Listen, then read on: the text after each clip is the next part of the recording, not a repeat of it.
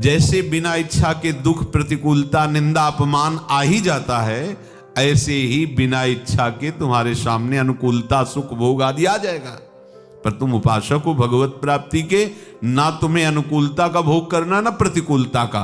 प्रारब्ध के अनुसार भोग उपस्थित हो सकता है, लेकिन भोगना ना भोगना ये विवेक की बात है। इसमें प्रारब्ध नहीं काम करेगा कि हमारा प्रारब्ध था तो हमने भोग भोग लिया।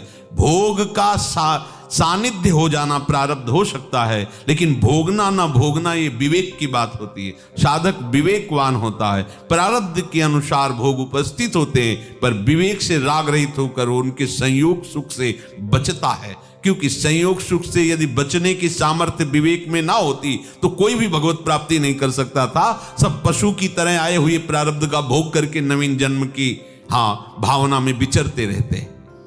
इसका मतलब मनुष्य शरीर में एक सामर्थ्य है जिसका नाम है विवेक। आए हुए प्रारब्ध भोग से बचाने की सामर्थ्य है उसको। शरीर में दुख है पर वो विवेक से बच रहा है। कोई मैं शरीर थोड़ी हूं, इसका ने पाप किया है, भोगे राधा राधा राधा राधा। जब हम इच्छा करते हो, हमारी इच्छा में बाधा होता है, तभी क्रोध आता है। अगर वो बाधा देने वाला बहुत बलवान है हमसे तो भय आ जाता है। और ये सब बातें उपासक में नहीं होती, क्योंकि उसकी ना तो सम्मान की इच्छा है, ना जीने की इच्छा है, ना सुख की इच्छा है।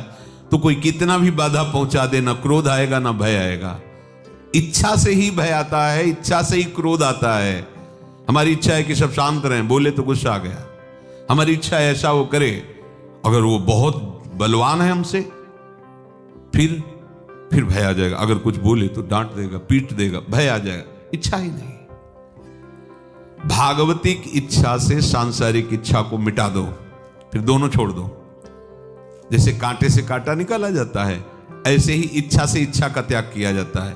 प्रभु मिलन की इच्छा से सांसारिक संयोगजन्य सुखों की इच्छा का त्याग कर दो, फिर प्रभु मिलन की इच्छा ही विरह या प्रेम बन जाती है। इच्छा नहीं होती, वो प्रेम हो जाता है।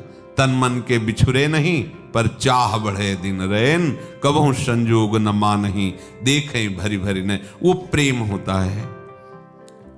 सदा मुक्त एव सहा। उत्पत्ति विनाशशील पदार्थों से तुम्हारा संबंध है कि नहीं, इसका परिचय आप अपने हृदय में देखिए। यदि किसी भी पदार्थ का चिंतन हो रहा है, सुखद या दुखद, तो राग द्वेष पूर्वक उस पदार्थ से आपका संबंध है। सुखद तो राग, दुखद तो द्वेष। आप देखिए, किसी व्यक्ति का, वस्तु का, पदार्थ का आपके हृदय में यदि स्वाभाविक चिंतन चल रहा है तो आप बंधे हुए हैं, जीवन मुक्त नहीं है। और स्वाभाविक बिना प्रयास के भगवत चिंतन चल रहा है। बहुत व्यवहार में विचरने पर भी कोई रूप नहीं सांसारिक, कोई वस्तु पदार्थ का सांसारिक चिंतन नहीं, केवल अपने आराध्य देव का। सदा मुक्त एव सहा। वो सदा मुक्त ही है, शरीर छूटे या शरीर बना रहे। वास्तव में उपासक भगवत प्राप्ति की लगन से युक्त नहीं होता, इसीलिए वो विषय चिंतन बर्दाश्त करता है। नहीं, अलम विषय वार्ताया नरक कोटि बीभत्सया। छोड़ो इस विषय चिंतन, विषय वार्ता को, एक करोड़ों नरकों से भी बीभत्स है।